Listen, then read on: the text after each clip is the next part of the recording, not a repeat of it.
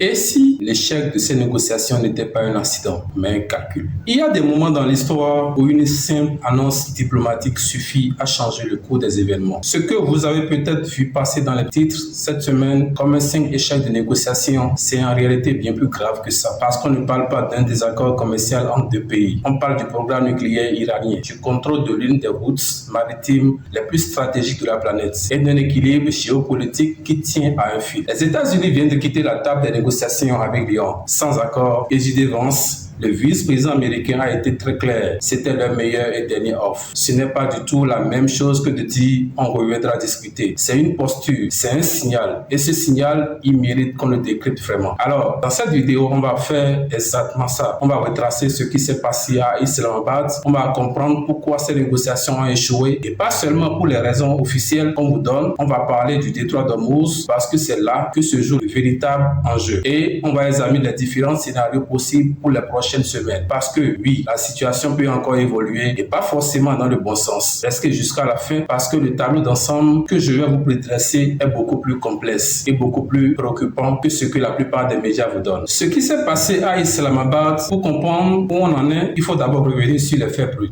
Les pourparlers entre les États-Unis et l'Iran se sont tenus à Islamabad, au Pakistan. Un choix géographique qui n'est pas anodin. On y reviendra. Cette discussion était censée ouvrir une nouvelle fenêtre diplomatique autour du dossier nucléaire iranien. Un dossier qui empoisonne les relations internationales depuis des décennies. Du côté américain, c'est le vice-président J.D. Vance qui menait les discussions. Un profil dur, peu enclin au compromis et dont la présence à la table de négociation envoyait déjà un message en soi. Washington n'était pas là pour faire des concessions faciles. 21 heures de négociations, 21 heures pendant lesquelles les deux délégations ont tenté de trouver un terrain d'entente. Et au bout de tout ça, rien. Zéro accord. J.D. Vance est revenu devant les caméras avec une déclaration courte, mais extrêmement lourde de sens. Nous rentrons aux États-Unis sans accord. Et il a ajouté quelque chose d'important. Les États-Unis avaient proposé leur meilleure et dernière offre. Cette formulation mérite qu'on s'y arrête. Dans le langage diplomatique, meilleure et dernière offre n'est pas une expression anodine. Elle signifie que la partie qui la prononce estime avoir atteint la limite de ce qu'elle est prête à donner. C'est une façon de dire le prochain mouvement doit venir de l'autre côté. Et si l'autre côté ne bouge pas, c'est la rupture. Côté iranien, la réponse n'a pas tardé. Les représentants de Téhéran ont évoqué des demandes déraisonnables et ont rejeté la responsabilité de l'échec sur Washington. Le discours classique de la négociation qui tourne mal. Chacun accuse l'autre. Personne ne veut apparaître comme celui qui a tout capoté. Mais voilà ce qu'il faut comprendre. Les raisons officielles d'un échec diplomatique ne sont pas presque jamais les vraies raisons. Officiellement, les États-Unis reprochent à l'Iran de n'avoir pas fourni de garanties suffisantes sur l'abandon de son programme nucléaire. L'Iran, de son côté, parle de conditions impossibles à accepter. Et si on s'arrêtait là, on pourrait croire qu'il s'agit simplement d'un désaccord technique sur les thèmes d'un accord. Mais la réalité est bien plus profonde que ça. L'obstacle fondamental de ces négociations et de toutes les négociations précédentes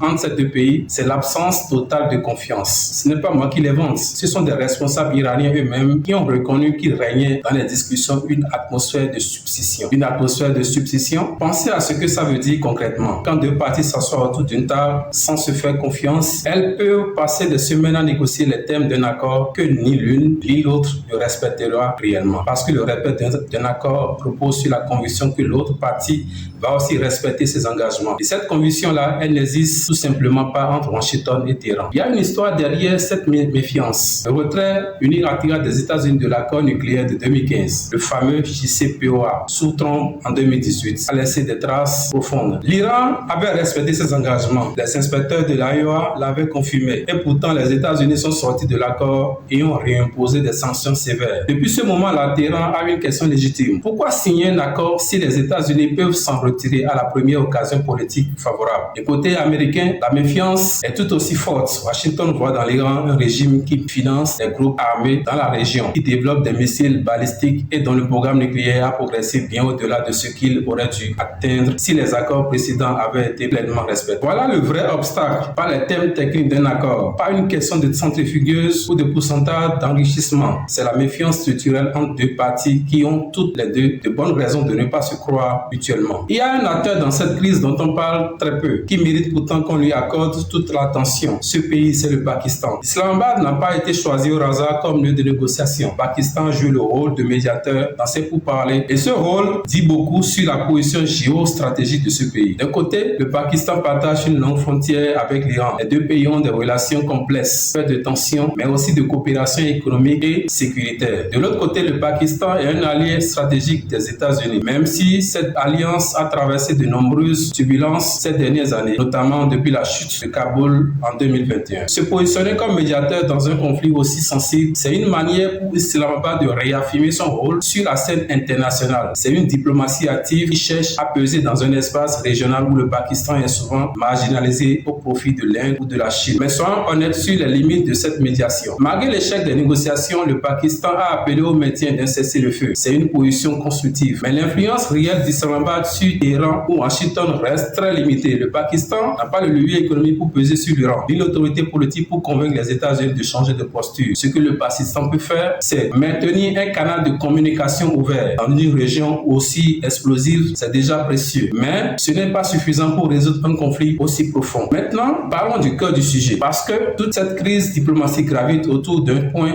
géographique précis qui concentre une quantité vertigineuse de pouvoir économique. Ce point, c'est le détroit d'Ormuz. Imaginez un couloir maritime d'environ 55 km de large à son point le plus étroit, coincé entre la péninsule arabique et le littoral iranien. Par ce couloir transitent environ 20% des approvisionnements mondiaux en pétrole. 20% chaque jour, des dizaines de pétroliers géants traversent ce passage pour acheminer l'or noir du Golfe Persique vers l'Asie, l'Europe et le reste du monde. Maintenant, posez-vous cette question simple. Que se passera-t-il si ce détroit était fermé? Ne serait-ce que quelques semaines? La réponse est brutale. Le prix du baril de pétrole explosera immédiatement. Des économies entières, notamment asiatiques, se retrouveraient en difficulté d'approvisionnement du jour au lendemain. Les marchés financiers mondiaux réagiraient violemment et une spirale inflationniste pourrait s'enclencher dans des pays qui n'ont rien à voir avec le conflit irano-américain. C'est ça le vrai enjeu du détroit d'Ormuz. Ce n'est pas juste un point sur une carte, c'est un levier de pouvoir économique global. Et l'Iran le sait parfaitement. C'est d'ailleurs pour ça que lorsque les États-Unis ont annoncé l'envoi de navires militaires dans la zone, la réponse de Téhéran a été immédiate et sans ambiguïté. Toute présence militaire étrangère dans ces eaux sera traitée sévèrement. Ce n'est pas une menace à prendre à la légère. L'Iran a les moyens militaires, missiles, anti-navires, sous-marins, drones pour menacer la navigation dans le Golfe Persique. Et dans le passé, il n'a pas hésité à les utiliser pour en menacer l'usage. On est donc dans une situation où deux forces armées opèrent dans un espace géographique très restreint avec des déclarations publiques de plus en plus agressives. Le risque d'incident volontaire ou accidentel est réel. Comment lire la position américaine dans tout ça? Et plus particulièrement, comment interpréter les déclarations de Donald Trump? Parce que Trump a dit quelque chose d'assez surprenant en marge de ces négociations. Il a déclaré en substance qu'il n'était pas particulièrement préoccupé par l'absence d'accord. Et il a ajouté une affirmation pour le moins audacieuse. Nous les avons vaincus militairement. Cette déclaration mérite qu'on la décortique parce qu'elle illustre particulièrement la logique trumpienne de la négociation. D'abord, affirmer que vous n'avez pas besoin d'accord est une technique classique de négociation. Elle vise à faire croire à l'adversaire que vous êtes dans une position de confort absolu, que vous pouvez vous permettre de ne rien signer. Et si l'autre partie croit que vous n'en avez pas besoin, elle va peut-être se sentir obligée de faire des concessions pour vous convaincre de revenir à la table. Ensuite, la rhétorique de la victoire militaire, même sans conflit ouvert, sert à renforcer l'image de force auprès de l'électorat américain. Dans une Amérique polarisée, où la fermeté face à l'Iran est un thème politique très porteur pour la base républicaine, cette déclaration a une fonction interne autant qu'externe. Mais voici le revers de cette médaille. Quand un chef d'État dit publiquement qu'il s'en fiche de ne pas avoir d'accord, il complique considérablement la reprise future des négociations parce que pour qu'une nouvelle ronde de discussion soit possible, il faut que les deux parties puissent y participer sans perdre la face. Et si les États-Unis ont affiché publiquement leur indifférence, comment revenir à la table sans que ça ressemble à un aveu de faiblesse? C'est le paradoxe de la diplomatie de la force. Plus vous affichez votre puissance, plus vous vous enchaînez à cette posture. Ce serait une erreur de penser que ce conflit se joue uniquement entre Washington et Téhéran. La réalité géopolitique est beaucoup plus achevêtrée que ça. L'Iran ne projette pas seulement sa puissance par son programme nucléaire ou par le contrôle du détroit d'Ormuz. Il le fait aussi à travers un réseau l'émergence de groupes armés et de mouvements politiques dans toute la région. Et parmi ces acteurs, le plus puissant et le plus structuré, c'est le Hezbollah. Le Hezbollah libanais, qui est à la fois un parti politique, un mouvement social et une force militaire redoutable,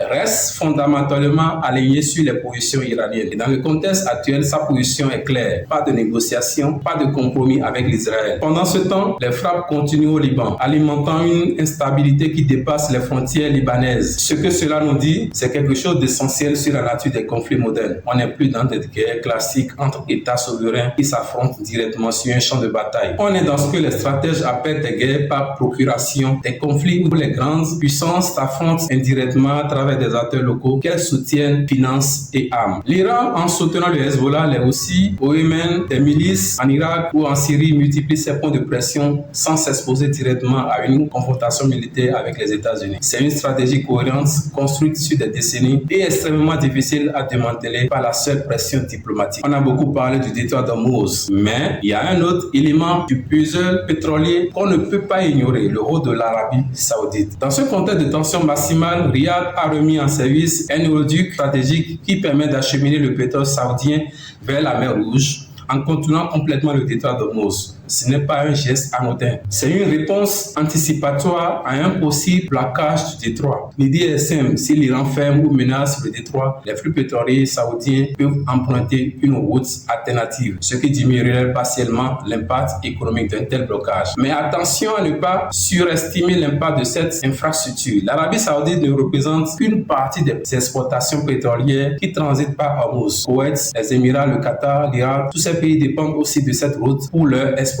Et aucun d'entre eux ne dispose d'une alternative comparable à celle de Riyad. Donc, oui, la remise en service de ce oléoduc est une variable positive dans l'équation. Elle réduit le levier de pression iranien, mais elle ne l'annule pas. Et dans un scénario de blocage durable, les marchés mondiaux ressentiraient quand même le choc de façon très significative. C'est la question que tout le monde se pose. Et honnêtement, c'est aussi la plus difficile à trancher. Certains analystes estiment que l'Iran est en position de force dans ce bras de fer. Et les arguments ne manquent pas pour soutenir cette thèse. L'Iran contrôle ou peut menacer le détroit d'Ormuz. Il dispose d'un réseau de proxy qui lui permet de mener des actions dans toute la région sans s'exposer directement. Et son programme nucléaire, malgré toutes les sanctions, a progressé à un point où il constitue une menace crédible. En face, les États-Unis disposent de la plus grande puissance militaire de l'histoire de l'humanité. Leur supériorité aérienne, navale et technologique dans le Golfe Persique est écrasante. Ils peuvent frapper l'Iran de multiples façons avec une précision et une puissance de feu sans équivalent. Alors, qui est en position de force? La vérité, c'est que cette question appelle une réponse nuancée que les grandes phrases politiques ne peuvent pas résumer. On est dans un équilibre de la terreur moderne, pas nucléaire comme pendant la guerre froide, mais économique et militaire. L'Iran a la capacité de causer des dommages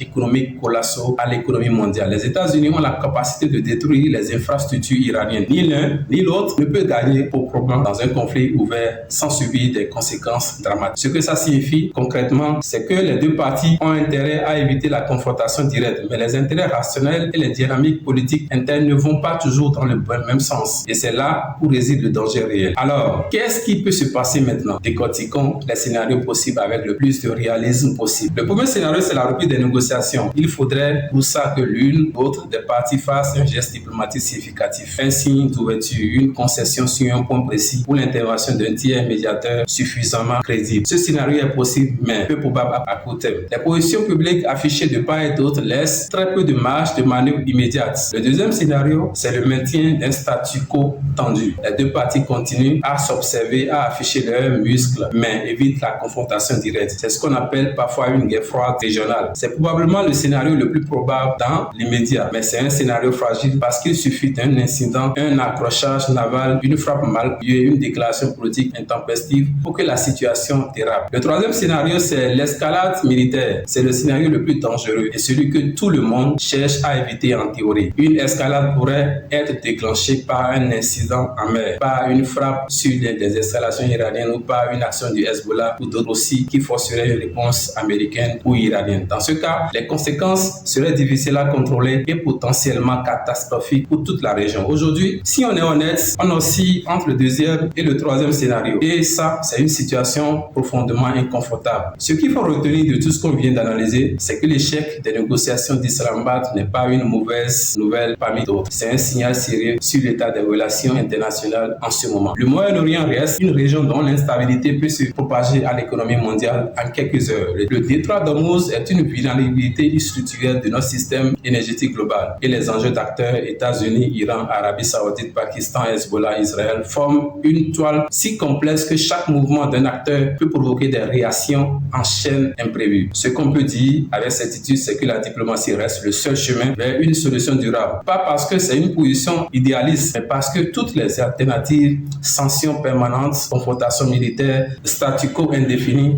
ont des coûts colossaux pour toutes les parties concernées. La vraie question maintenant, ce n'est pas de savoir si un accord est possible. La vraie question est de savoir combien de temps cet équilibre précaire va tenir avant qu'un événement imprévu change la donne de façon définitive. Cette question, personne ne peut y répondre aujourd'hui avec certitude. Pas Washington, pas Téhéran et certainement pas les marchés financiers qui guettent chaque déclaration, chaque mouvement naval, chaque twist présidentiel. Si vous avez regardé cette vidéo jusqu'au bout, c'est que vous êtes le genre de personne qui peut comprendre le monde au-delà des titres d'actualité. Et c'est exactement ce qu'on fait ici. Abonnez-vous parce que chaque semaine, chaque jour, on décrypte les grandes crises géopolitiques avec le même niveau d'analyse, sans simplification excessive, sans parti prise. Et maintenant, j'aimerais vraiment connaître votre avis parce que la question est ouverte et les experts eux-mêmes sont divisés. Selon vous, dans ce bras de fer entre Washington et l'Iran, qui est réellement en position de force? L'Iran avec son contrôle du détroit d'Ormuz et les réseaux régionaux ou les États-Unis avec leur sûreté militaire et les leviers économiques? Répondez en commentaire, je lis chaque réponse.